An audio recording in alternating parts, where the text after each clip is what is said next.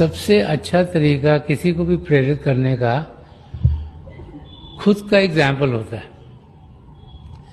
घर में जब आपके बच्चे हों तो आप उनको कहो कि तुम ये मत करो, तुम वो मत करो। जैसे बहुत से लोग जो सिगरेट पीते हैं, बच्चों को कहते हैं तुम सिगरेट मत पिया करो, इवन जब बच्चे बड़े हो जाते हैं। लेकिन वो खुद अगर सिगरेट बाथरूम में जाके पीते हैं तो बच्चों को सब समझ में आ जाता है क्या हो रहा है। तो हम खुद अगर अच्छा इंसान बनेंगे तो जो हमारे परिवार के लोग हैं, चाहे वो नॉन सत्संगी हों, उन पर भी हमारे बिहेवियर का, हमारे कैरेक्टर का अच्छा असर पड़ेगा। तो किसी को अगर प्रेरित करना है तो हमको खुद एक अच्छा इंसान बनना है।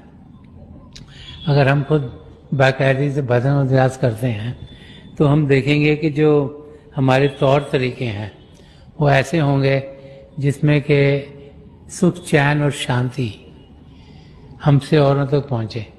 और जब ऐसे होता है तो जो हमारे परिवार में रहते हैं उनको भी समझ में आना शुरू हो जाता है कि इस इंसान में कुछ अच्छी चीज़ है।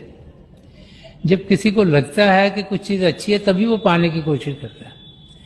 तो अगर उनको हर समय बोले नहीं तुम सत्संग में जाओ, तुम सत्संग में जाओ, तुम सत्संग में जाओ, और हमारी ज़िंदगी ऐसी हो जब हम लड़ाई झगड़ा करते रहें और गुस्सा दिखाते रहें और हर एक की गलतियाँ निकालते रहें, तो फिर उनको भी लगता है कि इस सत्संग में जाके इन्होंने पाया क्या है, हम क्या इनसे पाएंगे।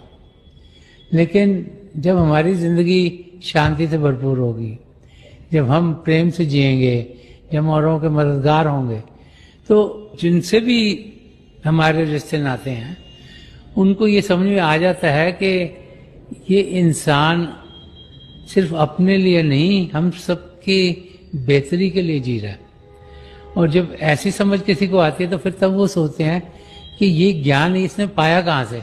तो फिर वो खुद ब खुद वहाँ जाना चाहेंगे जहाँ पर आप खुद जाते हैं। तो किसी को सत्संग में आने के लिए फोर्स नहीं करना चाहिए, लेकिन अपने आप को एक सच्चा इंसान, एक अच्छा इंसान बनाना चाहिए।